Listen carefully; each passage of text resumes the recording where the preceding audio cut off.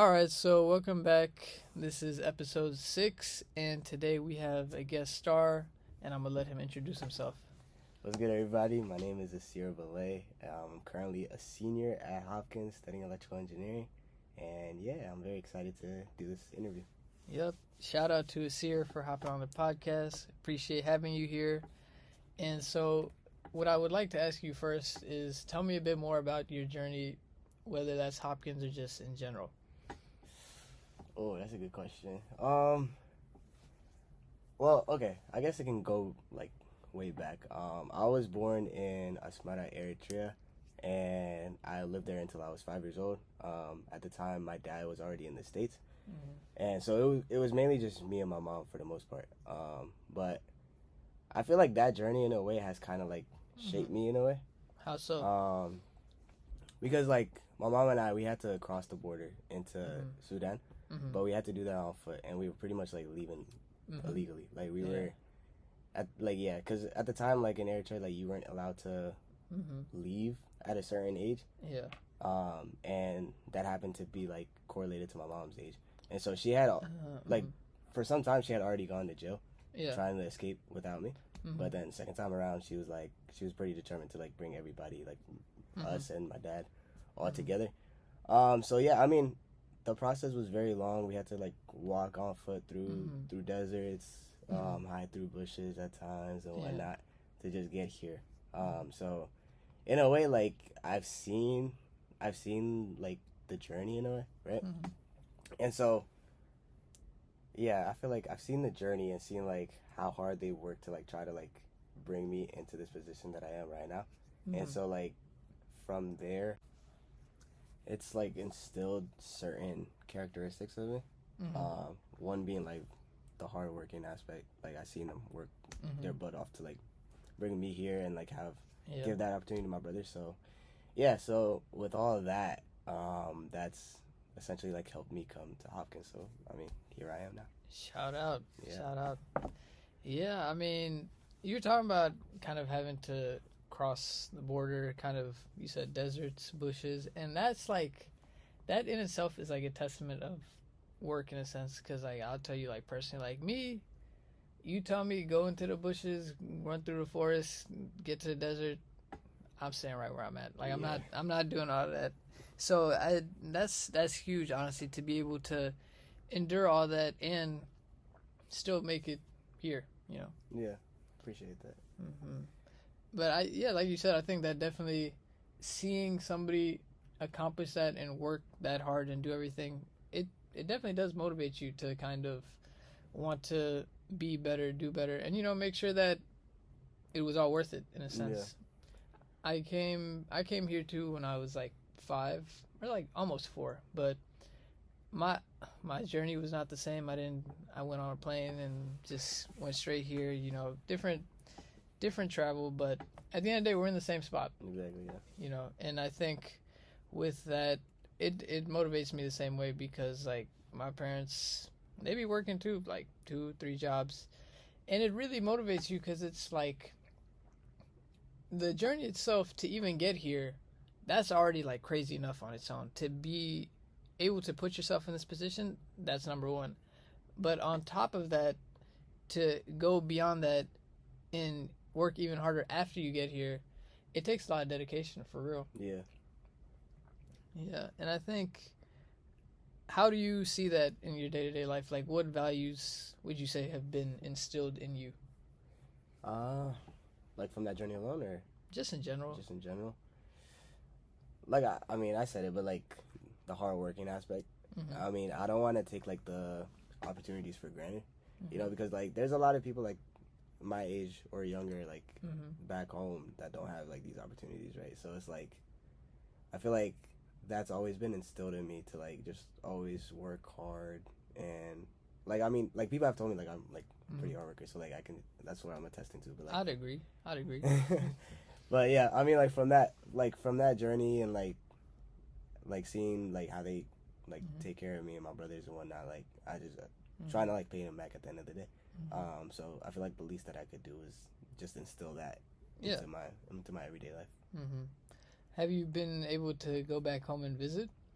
Nah, Ever since I left, I haven't gone back. I want to go back soon, though. Yeah, I want to go back soon. But, I mean, with the current climate right now, it's kind of hard, too. Yeah, no, I get that. Yeah. It's probably not the best idea at the moment. But, you know, one day things will work out for the better. Yeah, for sure. One day I'm definitely going to go back. Yeah. But in the meantime, things have been looking up. You about to graduate. Yeah. How you feeling about that? Surreal feeling. 4 years goes by like really quickly. I'm not gonna lie. It does. Yeah, I feel like I could have enjoyed my time more, especially the first 2 years. It was definitely a big change, moving to like a whole new city. The academic life is just so much more rigorous, so much more like it's faster. Like Hopkins being like one of the top schools, like everybody is like the best of the best, right? Yeah. And so like coming here, I had to like change up a lot of things, learn how to like manage my time even more efficiently. But other than that though, like the people that I met here, like they've been great. So I'm definitely gonna miss this experience. It's definitely a surreal feeling. But I guess it's just like an end to a chapter, and I'm like excited. I'm excited for the next part of my journey. But yeah, it's definitely been nice. That's what's up. And I know I wanted to touch on something you said, because you said it was a lot of, you said learning to manage your time, but mostly just kind of having to make adjustments. Yeah. And I think that kind of goes back into what you said about being a hard worker, because adjusting itself is a lot of work, because with high school, it's a whole different ballgame. Like high school, I was not doing anything, just showing up half the time, still passed, still did well, this and that. Yeah. But then, like you said, when you get to college, it's a whole different thing. And it's like, are you going to allow yourself to kind of coast by and match the effort that you've been putting in this whole time? Or are you going to take it up a notch? Are you going to ramp it up, Yeah. That's true. I mean, definitely high school, I mean, it was a lot more relaxing. I mean, now, like, my senior year is definitely a lot more relaxing, so I kind of have lost that touch of, like, that grind, but, like, high school, like, it was, for the most part, pretty calm, like, I really enjoyed my time there and everything, because, like, academically, it wasn't, like, at least for me, like, academic, like, there were challenges, but when I compare it to college, it's too easy. Yeah, compared to college, like, high school definitely wasn't nothing, especially, like, my freshman, sophomore year, but I think one thing that I will say, though, is that I kind of saw this happening, but in my freshman year of college, I kind of regretted the fact that, like, I didn't enjoy my time in high school to the max, because, like, my first year of college, I would always be like, damn, like, I miss high school, like, I miss my friends, like, I miss that whole atmosphere, but then when I was in high school, I was like, yo, like, I can't wait to, like, figure out which school I'm going to go to and just, like, start a whole new, like, chapter, exactly. But, like, the more I thought of it like that, I was also, like, hopefully I don't make the same mistake that I did, like, that I did my freshman year. But now that I'm graduating, I'm also seeing that play again. I'm like, damn, like, I'm about to graduate. Yeah. And, like, I'm going to miss the people that I met. And, like, for me, like, I really started enjoying it my junior year. I feel like junior year was when, like, I started to figure things out for myself. And so, junior year, senior year, like, I really enjoyed it. But then I'm like, I really could have enjoyed freshman, sophomore year more, too. Yeah. Like, I mean, academically, like, it was tougher. Like, I was taking more of my STEM and challenge, just general challenging classes. But with all in that, though, like, I feel like I could have done a better job of just enjoying the moment, enjoying the process, enjoying the present time. So I feel like that's something like I'm trying to work on more now. But but definitely Yeah, I mean, hindsight is always 20/20. Like, it's always easy to look back and be like, damn, I should have done this. Yeah. But part of that is that you can only have that realization because of that experience that came forward. So it's hard to kind of like try to look back and take it and be like, damn, if only I did this, then maybe something else would have happened. But with that, it's like, if you didn't do that, you're not going to be the person you see now. Exactly, yeah. So there's also a mixture of, having gratitude, like you said, being grateful for the things that you did do, the people that you did meet, and being able to keep those memories in that chapter of your life and just be able to open up this new chapter, whatever next chapter comes, with you know, your eyes set towards the future. Exactly. Yeah. Yeah, that's what I'm like instilling in my head now. It's like, yeah, okay, this chapter is closed. Let me try not to make that same mistake, and like the next part of my life, like let me enjoy every aspect of it, no matter where it is that I am. Let me like, you know. Yeah. I mean, for sure, life is all about chapters, and like you're not even like a quarter of the way through. So if anything, you got 3 times as many chapters left to make. So. Yeah. You gotta keep it up, keep looking forward, you know. But I think it's like a great realization that you were able to kind of come to terms with it and accept it, because I feel like a lot of people, you often, you know, have the people that are like, damn, I've missed the good old days, or I remember that. And you kind of spend a lot more time reminiscing on things that have passed, not realizing that your present will one day be that past as well. Exactly. Yeah, exactly. Like I feel like in a way it holds you back when you're always like reminiscing about the good old days and whatnot. Like I don't want to end up getting stuck in that like mindset, because in a way it's like, yeah, like if I could, I would just go back in time. But then it's like, okay, yeah, you had that moment, like you should be grateful to the fact that like you're able to feel that type of way, since it was like an enjoyable moment. But then also it's like with the present right now, you know, like maybe there's ways that you can like elevate yourself and like the things that are going around you, to the point where like later on, like you said, like later on it'll be like, oh, that time was also like a really great time. Yeah. You know? Yeah, for sure. So how would you say you feel about Asier at the end of this chapter versus Asier when the chapter began? That's a great question. I'd say I'm proud of myself. I would say I'm proud of myself. I've definitely seen myself grow over these years. Yeah. You know, like freshman year, 18 years old, coming to Baltimore. You know, like first time living away from my family and whatnot. Versus now at 22, like I feel like I'm definitely more responsible in a way.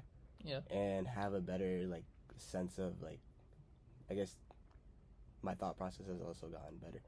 Like I feel like first time 18 years old, I would worry about things a lot of the times. But now when I'm like, if there's like a stressful situation going on or whatever, I feel like I'm more level-headed in a way. Like I feel like I'll have that thought process of like, you know, like, yeah, this might suck, but at the end of the day, like things are gonna work out for the best. So I guess like that optimism has been like has grown and like been instilled some more. So and yeah, and like also too, I don't know, like I feel like I've definitely understood myself some more too, like understanding like the type of person I am, the things that I like and don't like, and whatnot. And so like, yeah, so yeah, I feel like I've grown in a way. So I'm definitely, I've thought about this before too, I'm not gonna lie. Like I'm definitely grateful for the 4 years that I had, being able to just like be independent in a way, like living alone, making your own choices and all that. Like with all of that, like I feel like that's taught me, like I've learned responsibility before, but I feel like this in general has like taught me a lot more responsibility, a lot more decision making for myself, a lot more like understanding like who I am, who I need to be around, that kind of aspect. So yeah, so definitely grateful. Yeah, I mean, I think one of the biggest things you're talking about was clarity, and I like to label myself as an optimist too, and I think that's something that you learn with time as you have experience, because when you have like a tough experience or something just doesn't go the way you want in the moment, like you just freak out like in the moment, like you're like, oh my goodness, like this is so big, like I'm gonna fail, like I'm not gonna do anything, this and that. And then you look back at that like 3 years later, like it wasn't even that big. That's just that's just a regular Tuesday at this point, you know. Yeah, exactly, bro. Like first time I ever like flunked the test, right? Flunked an exam. I'm worried about it. Oh my god, am I gonna pass this class? Am I gonna graduate on time? All these things, right? And I look back at it, I'm like, bro, I don't even remember what I got on that. Yeah. You know? Yeah. So it's like, yeah. Like that's so like I've seen that. Like I think I've definitely seen that. And so like over time with these experiences, I've been like, okay, you know what? I've been in this situation before, like where I'm feeling this type of way. But you know, let me react to it differently.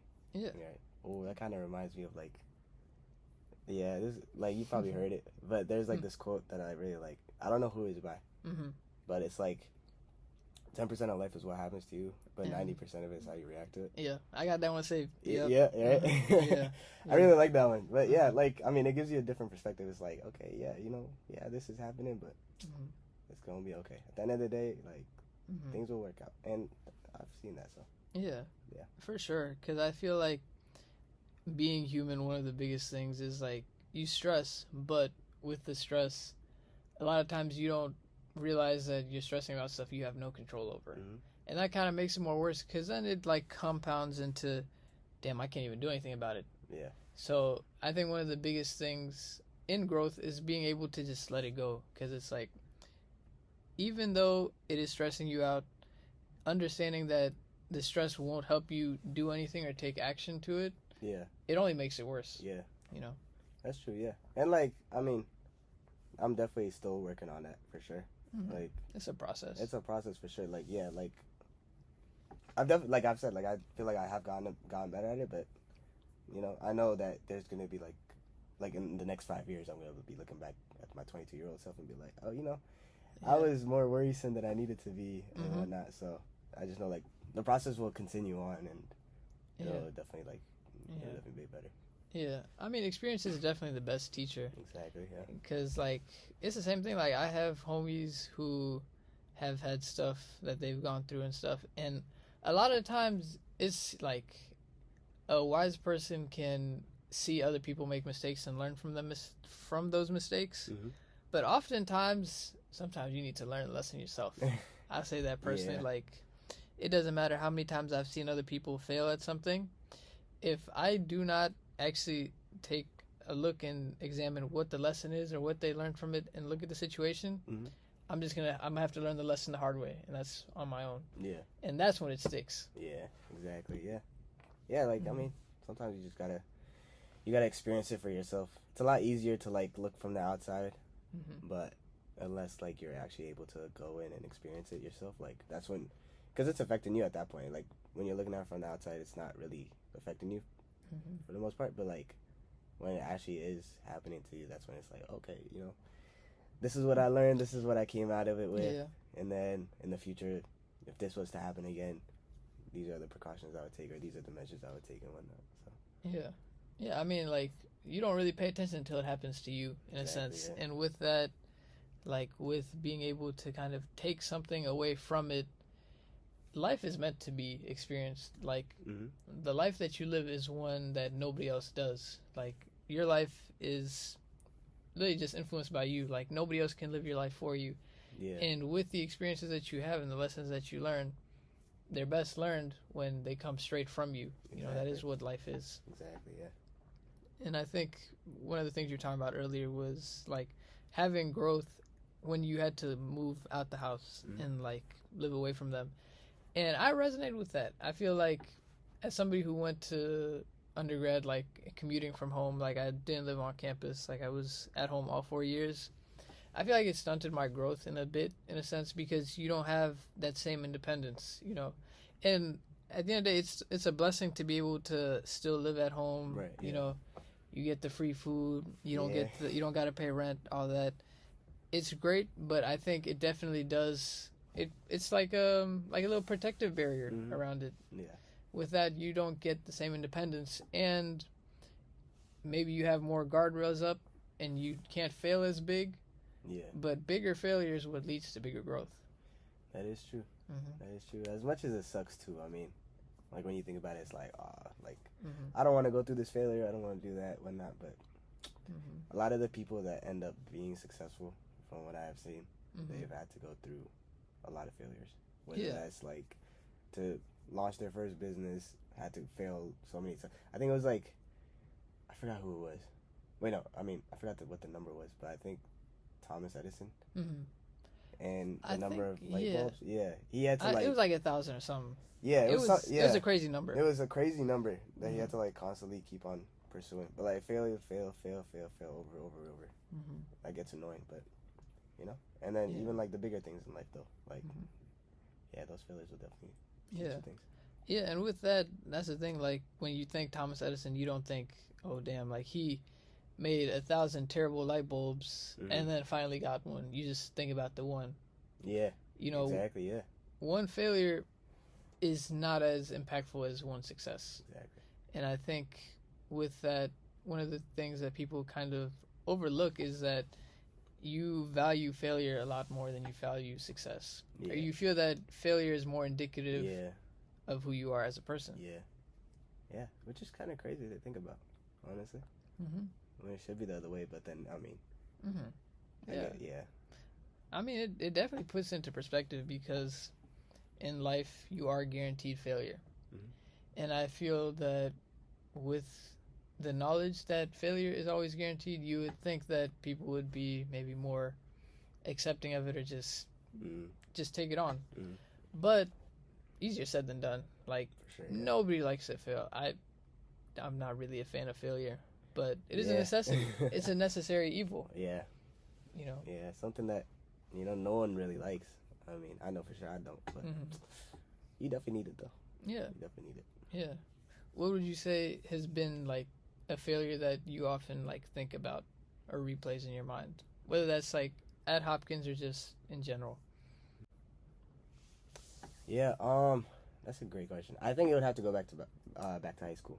Mm-hmm. I remember my sophomore year, I got cut from the team.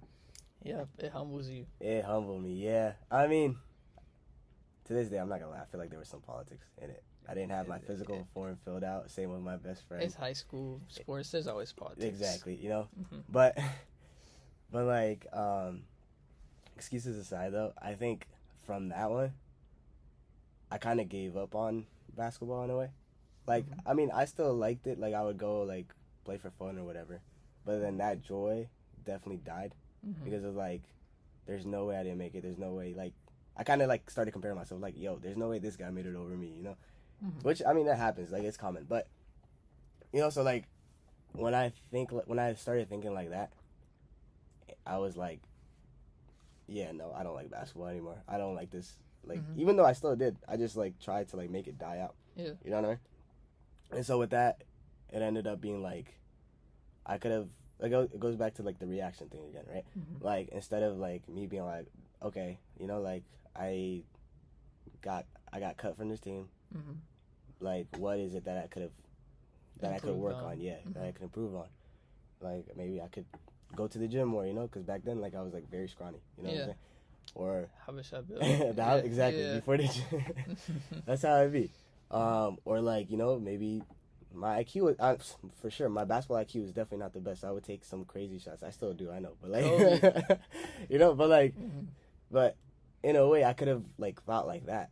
Yeah. And then come next year, I would have been able to, like, make it. Because, like, I was close to the coaches and whatnot, But with that mindset, like, maybe it would have led me to, like, a different route that I don't know, that I don't know about, what I'm saying? Maybe I could have won state championship with my team, with some of my friends, maybe, I don't know, maybe get a scholarship somewhere, D3, D2, definitely not D1. D1 athletes, Yeah, they got that, but, stuff like that. So it's like, I think my reaction is something that I wish I changed up on, like, yeah, I got cut, sure, that's a small thing, but then it's like, damn, like, I should have just given it my all regardless. Yeah. Because it's like, I still love it. I like, back then I still loved it, but I feel like I cheated myself in the fact that, like, I didn't put my best foot forward and gave it my all. Yeah. Which I know my younger self would have definitely appreciated, but I didn't, so. Yeah. And I mean, that's something that you are comfortable, like, looking back at now, and you're like, you can understand that, hey, I didn't respond to it the best way. Like, you could have taken it a better way. That's funny because I low-key had, like, something similar happen, like, because I played soccer freshman year, sophomore year. Junior year, got cut. Did not make JV or whatever, and I was like, damn, I thought I was good. Like, what are we doing here? Like, there's no way they're not going to let me on the team. Yeah. But, like, after that, like, the rejection kind of just turned into resentment, Yeah. And maybe I couldn't really point the finger at myself and be like, you know what? Maybe I got to get my endurance up, get better, start practicing, Yeah. Be better and take the time to practice. But rather, like you said, it kind of just took me off to soccer because like I loved it. Like I played it since I was like super young. You know, like it was like one of my favorite sport, the very first one that I started. But facing that rejection kind of had me like, I don't even care about soccer. Like I don't even like it anymore. You know, this and that. It just put me off to it as a whole. But like you said, I feel like if I was able to look at that constructively and recognize it as more room for growth, maybe I could have came back next year, junior year or senior year, varsity. Probably not, but but I definitely would not have given up on it then and there. Yeah, exactly. And in a way too, I feel like it kind of ties into like ego and pride. For sure. You know what I mean? Because it's like yeah, like with us reacting that way, like for my case, like me reacting like, wow, like I really didn't make it. Like this person made it over me. Like how is that possible? I know I'm better than them. Yeah. Everyone says I am. Like there's no way this coach thinks that they're a better fit for their team. You know what I mean?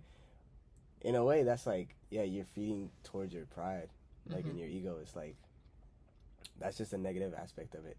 Like that reaction alone, where it's like you only think like, oh, you know, I'm just gonna start resenting the sport. Yeah. And that's the only outcome that you're gonna get out of it. In a way too, it's like you don't realize it, but your ego is also being fed on into it. Yeah. And then your character starts to like dwindle down with that. So yeah, like my confidence definitely did take a hit for sure. For sure, yeah. And it was definitely ego with it. And it makes me think of this one quote that I had heard somewhere. But the general gist of it is that you cannot learn what you think you already know. And that one was definitely big because I was like, I'm good enough to be on the team. You know, the ego plays into it because it's like, I've been playing this sport for how long? Like, I'm good enough to be on the team. I'm good enough to play with these people, this and that. But my ego is telling me, yeah, like the coach, like he's just hating this and that. Like you're definitely good enough.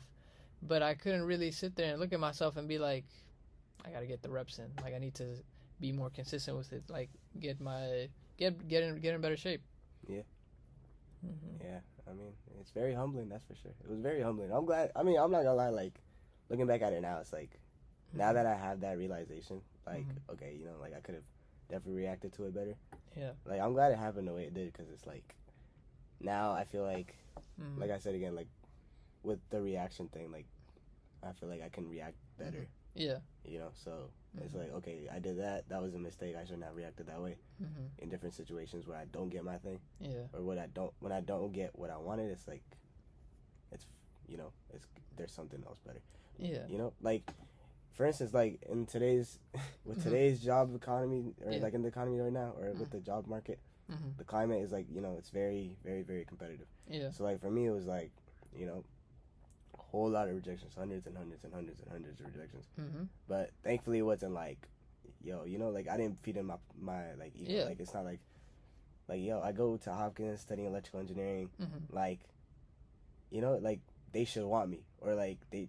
Yeah. It would be like an honor for them to have me. Yeah. People have that type of reaction. They do. They do. But then having that type of reaction, like I said, it only like feeds into your ego and whatnot. Yeah. But then it's like entitlement. Exactly. I don't want to. Yeah. Exactly. Like that. That is. I feel like that is a very scary thing to have. Yeah. Yeah. So it's like nobody likes people that are entitled. Exactly. Because your character down and everything. Yeah, because for you to sit there and feel as if the world is owed to you just off of maybe who you are, I don't really resonate with it. And it goes back to the thing you're talking about, being like an immigrant and stuff. Yeah. That shows you like 100% straight up, like nothing is given to you. Like it is earned. And like, can you imagine like if your parents had like a sense of entitlement and were like, oh, they're going to want me in America, or, like I deserve to be there, without actually taking the work to do it? Yeah. We would not be where we are now. Exactly, yeah. It's a very, very scary thing to have, but yeah, like I said though, going back and seeing how it all played out, especially like this past year and a half, and like looking for jobs and whatnot, like that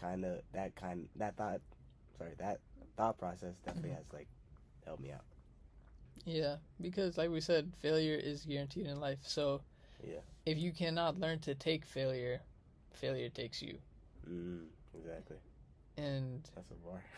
Yeah, I might have to copyright that. I'm gonna have to write that down. Did you make that? I low-key just came up with it on the spot. I can't lie. Oh my gosh, we gotta stamp it.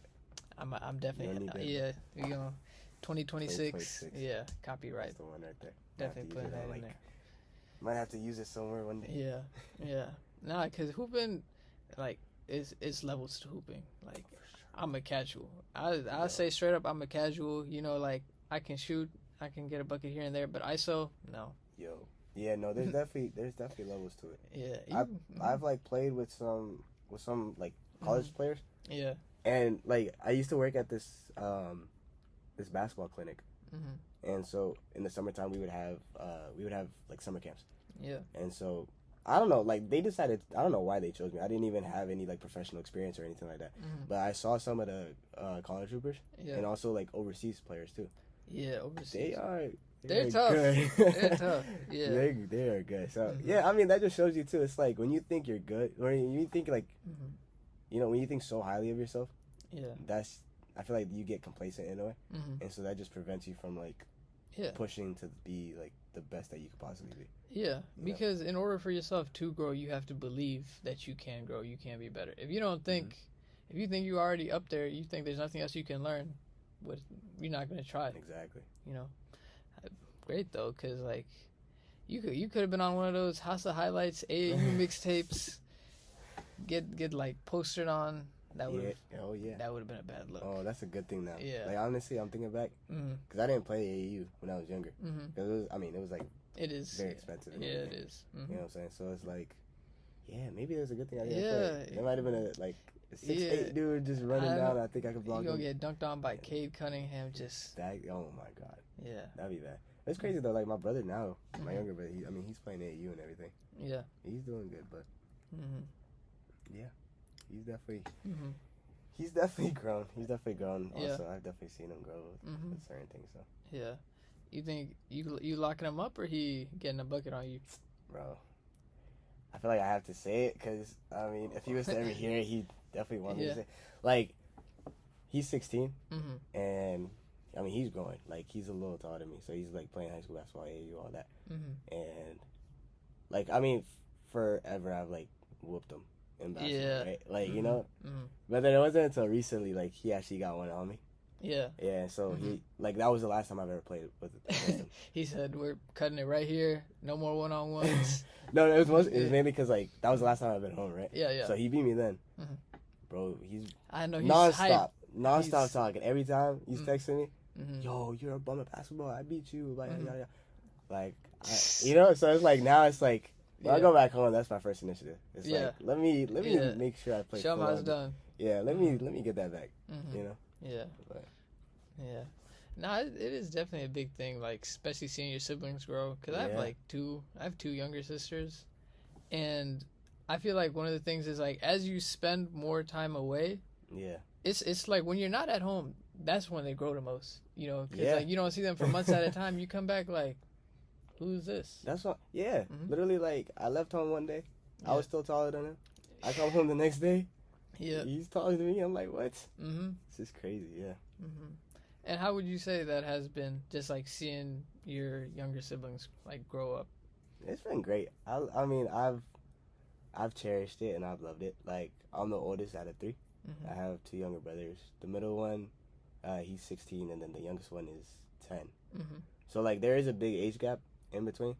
But like, with the middle one, for instance, me and him, like, growing up, he was the most annoying person to me. You know, like, I remember I'd be, back in the day when we had the Wii's. Oh, I sound so old right now. Nah. I had the Wii Sports. I had the Wii Sports too, No, but like back then, like, I had a Wii.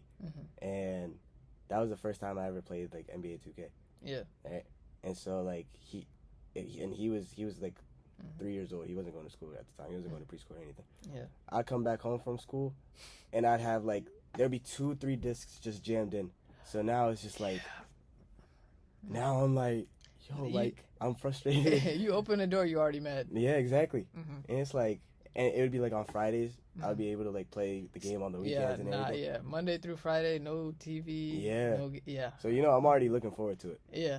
And then I come home, put my backpack down, see Yeah, you waited all week. Mm-hmm. I'm hot now, yeah. Mm-hmm. But like, yeah, for the most part, like when we were younger, yeah, we definitely bumped heads a lot. Mm-hmm. You know what I'm saying? Like it would mainly be because it's like, he'd be annoying me. He'd want this, he'd want that, and my brother is like.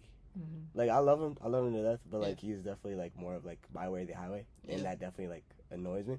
Mm-hmm. But now, I mean, he's growing. He's 16, and like I've definitely seen him grow, and we've definitely gotten a lot closer now. Yeah. Like that. Mm-hmm. That's my dog. You know what I mean? So it's like I know, like we still have an age gap. It's like 6-year age gap, but like he's definitely grown. I've seen that, and like our interests are also aligning. Yep. Which kind of shows like I'm not gonna lie. I feel like. You're like the older siblings, they like the younger ones definitely pay attention to you a lot. So it's like we have a lot of things in common, and now it's like for the most part, it's like if he needs like advice or anything, like he'll come to me first. So I'm glad like we have that relation. I'm glad like we built that relationship where it's like he feels comfortable enough to like tell me things and whatnot. So, and then the youngest one who's 10, I've seen him grow as well. Like. Yeah, I've definitely seen him grow. Like, obviously, he's still young. He still has, like, a lot more growing to do. Mm-hmm. But that kid is, like, very, very smart. He's, like, wicked smart. Like, he loves his Legos and everything like that. Shout out. Yeah. Mm-hmm. So, yeah, I mean, he's definitely grown. Yeah, like, I've seen him build some more maturity, too. Like, I mean, he's only 10. Like, he's still got a long way to go, obviously. Mm-hmm. But, yeah, like, the way he's able to grasp onto things. And also, too, like, he's a very kind individual. Yeah. Like, he's, like, whenever, like, he, like, hurts somebody or, like, does something bad to somebody, right? Mm-hmm. Like, he feels that. Like, he's empathetic. He's empathetic. Mm-hmm. So it's, like, I've seen that, and, like, that's, like, a great quality to have, I feel like. And so if he's him, like, being able to have that quality right now is definitely going to take him a long way later on, so. For sure. It's been great. Yeah. For sure. And I think something that I've realized as I've gotten older is that, like, I've had my own shares of, like, bumps with my sisters. Yeah. But, like, one of the things is, like, as I've gotten older, and like you said, when they get older and your interests start to align, it's like, damn, you low-key not that bad. You kind of cool. You know what I mean? Yeah. And I think that's one of the best things, as I've had that realization, is, like, your siblings are really, like, the only people that truly know you.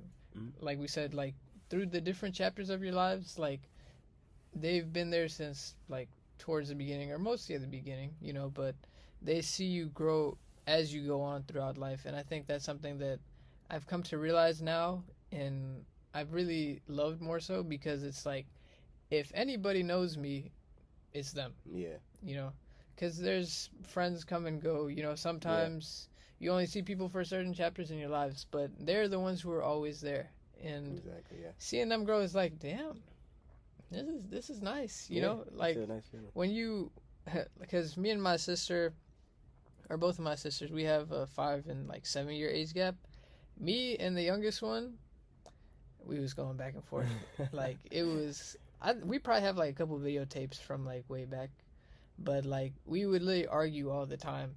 And some of it was like, so I can't lie, sometimes she would get on my nerves, but I'm not gonna sit here and say that I was the most mature older brother. I was a kid at the same time. Yeah. It definitely was going both ways, but at that point, like, I would be so annoyed. Like, I still loved her, but like, she knew how to get on my nerves. Mm-hmm. Like, she really knew how to press every single last one of my buttons. Yeah. And now, like, as we talk, I'm like, damn, you're really cool. Like, I really have a lot of love for you, and I appreciate the person that you've turned into, Yeah. I think one of the things was, like, we're very similar, and I feel like with both of my sisters, being the oldest, like, you gotta set the path, be the role model, kind of, like, lead the way in a sense. And it's interesting because it's like, when you see the success that they have or the people that they've become, I'm not gonna sit here and say it was because of me, Like, they are their own people. They did the growth. They did the work. But I was like, I'd like to take a little bit of credit. Yeah, for sure. I feel like kind of having just an older sibling or somebody to look up to, definitely, it influences you. Yeah. It kind of motivates you to be like them, or my hope is that they become better than me. Yeah, that's crazy because I've been thinking about that lately. I'm not gonna lie. Like, you're the oldest, right? Yeah. Yeah. So like me and you, I feel like we can attest to this. But like being the oldest, you know, especially coming from like immigrant parents. Yeah. You know, they grew up in a whole different country, different system, everything like that, right? Yeah. So like obviously they want the best for you and everything, but it's not always gonna be the case where like they're gonna know the process and like how it goes here. You know, because it's like, especially at our age, because it's like they didn't grow up here at our age. You know what I mean? So it's like, as the oldest, you go through these bumps and like just throughout life, right? So you're able to like learn from your mistakes and whatnot. Yeah. And then so that's the good thing about like seeing your younger siblings grow, because it's like eventually they might end up going through the same like rough patch that you did, right? But then it's like, okay, you have me as an example of like what not to do. You know what I'm saying? Like there's like resolutions for it. And so when you see that and like how they're able to navigate through whatever it is that they're going through, and seeing them come out better on the other side, it's definitely like a rewarding feeling for sure. Yeah. You know? Yeah. And so yeah. And like I feel like that's another, when it goes back to like that hard work aspect, like that's another thing I guess as to like why I want to work hard and like put myself at a like a really good place, because it's like I pray every day that like my brothers end up being better than me. Yeah. You know what I'm saying? So like if I want that though, like if I want that, then I have to ensure that like, okay, I gotta put myself in a great position.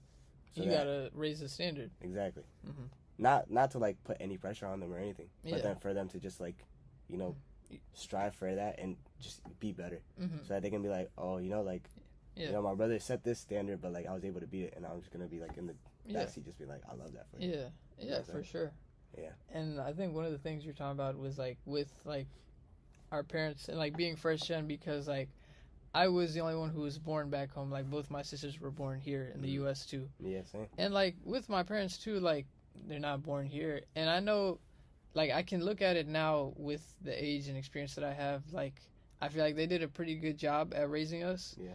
And I know that they meant well, but like sometimes parenting is hard. Like sometimes you don't do it the best way, you know. Exactly, yeah. And it's funny now because like now I'm like the middleman, you know, like and my mom or my dad will call me and they'll be talking about like my youngest sister, and they'll be like, oh, she's not doing this, whatever, this and that, and I'm like, I was doing that too, you know, like take it a bit easy on her. Yeah. But then the other time maybe she'll call me and she'll be like, oh my goodness, dad is doing this and that, and I'm like, I get it. I was like, I was there too. Yeah. Like I understand where she's coming from, but now at the age that I'm at, I'm like, look. I know it might be annoying. I know like you don't really agree with it, or maybe he's nagging you and it's too much, but like it's not that crazy. I'm like trying to hear. I'm like, hear me out. Like now I've in like the sense where like I'm advocating to both of them for each other, because now I'm getting to the age where I see where my parents are coming from and why they did what they did. But at the same time, I've had that experience of being the kid. Yeah. I know how it feels to be in that situation. Exactly, yeah. I feel like every older sibling has, like, lived the same life in a way. Yeah. Because that's the same thing with me. Like, I'm not gonna lie, like, my dad and my middle brother, there'll be times where, like, they butt heads, right? Yeah. And so, like, they'll be coming to me. Yeah, they're both coming to you. Yeah, my brother will instantly text me, yo, you know, this just happened, blah, blah, blah. And then, not long later, my dad will call me, check up on me, and then eventually tell me like, yeah, you know, like this is going on, I need you to talk to your brother, all that, you know. But then it's like definitely when if I was younger, I probably would side more with my brother, because it's like we'd be in the same age category or whatnot, right? But then now that like I've gotten older, there's a lot of things where it's like I be telling my brother like, yo, like I'm not gonna lie, dad has a point, like he has a great point, you have to do this and that. But and then there'll be other times too. I'll tell my dad like, yeah, I mean, I see what you're saying, but then you have to understand like this is happening too, blah blah blah. Yeah. You know what I'm saying? So like, trying to give, I guess it's like giving input, but like trying to, like you said, like trying to like have them like create that resolution in a way. So yeah, it's interesting though. Like the dynamic definitely switches. It does, because like at one point that was me going back and forth with my parents, like trying to pave my own way. And it's like once you've gotten past that point, then you can kind of look back at it and be like, okay, maybe they had a point. Maybe they were onto something. And I think that's something with being the oldest sibling. Like, there's nobody else above you. Like, you have to set the path. You have to do everything. Yeah. And it can definitely be a bit harder because there's no footsteps for you to follow. You have to make your own, in a sense. But I think that's kind of the joy that comes in being an older sibling, because just because you didn't have anybody before you doesn't mean that they won't. You take those footsteps that you never had for them so that they might have some. Exactly, yeah.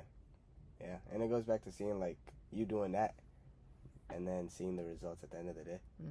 Watching them grow and everything. Like, it'll definitely feel rewarding. Like, obviously it's going to be rewarding for them if, like, and they end up succeeding and whatnot.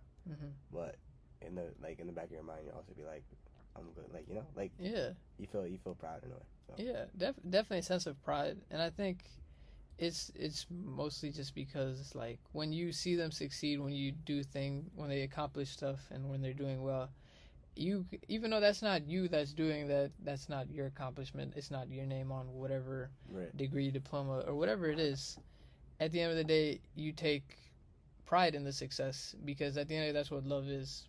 Their success is your success. Yeah, exactly. Yeah, I mean, it's a great thing, but I think we're kind of getting towards the end of this episode, so we're going to kind of transition into the wrap-up. But I wanted to ask you, what would you say has been, like, your biggest takeaway or lesson from your time at Hopkins? Definitely enjoying everything in the moment, for sure, like I mentioned earlier. So I don't necessarily have that regret. Also, like, being okay to make mistakes. I feel like a lot of the times at Hopkins, you're trying to, obviously, like anywhere, but you want to be the best student that you could possibly be and whatnot.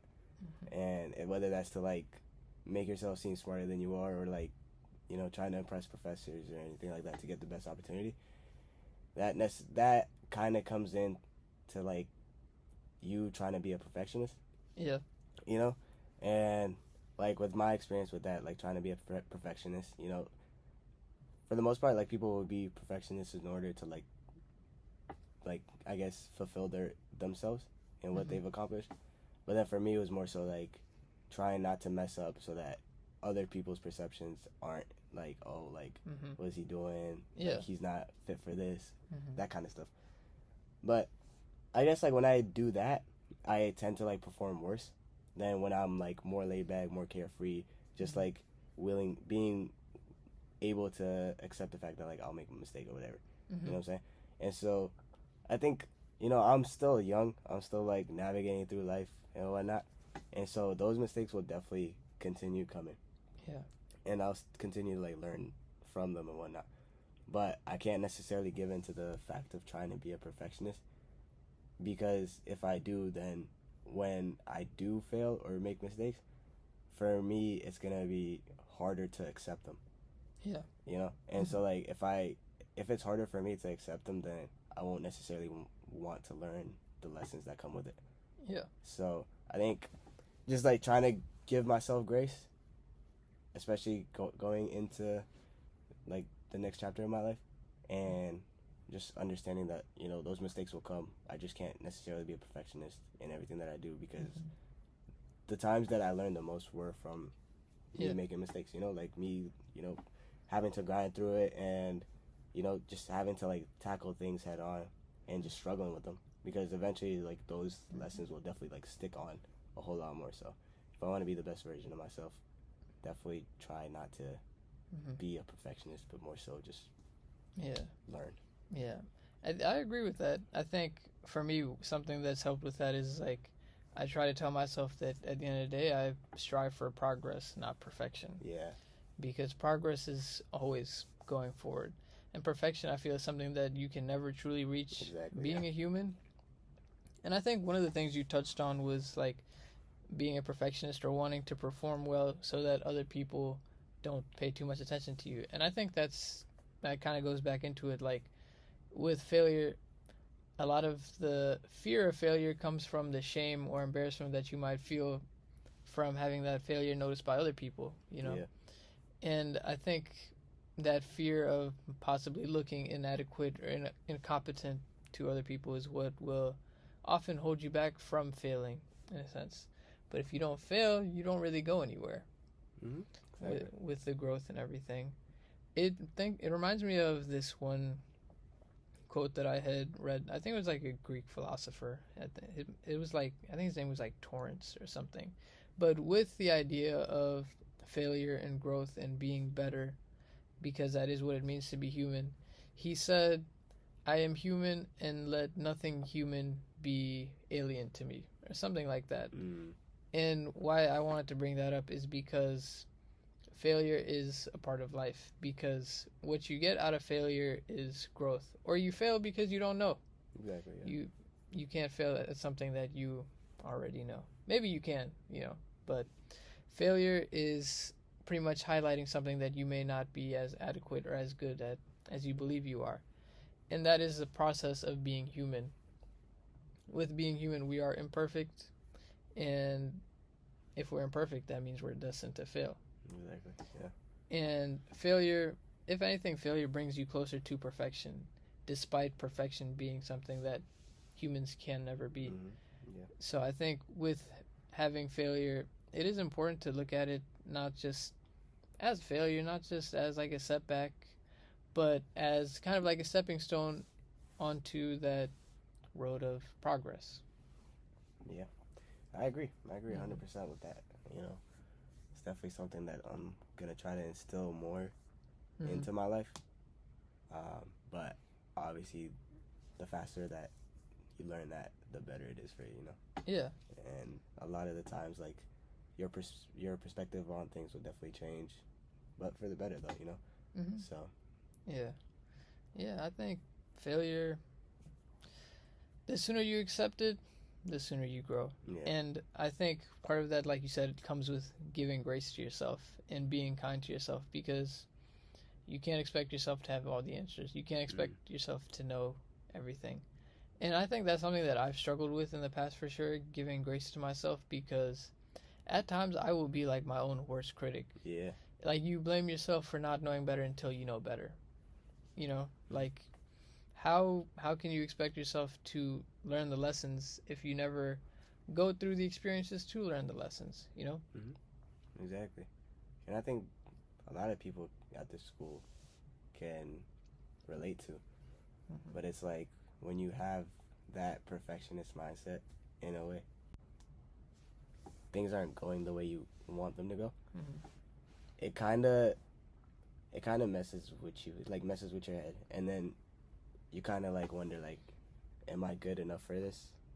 Am I like, do I even belong here? Do I even like, should I even continue doing this or whatnot? So like, in a way, like, it kind of stalls you, right? Like, it kind of like brings you back in a way.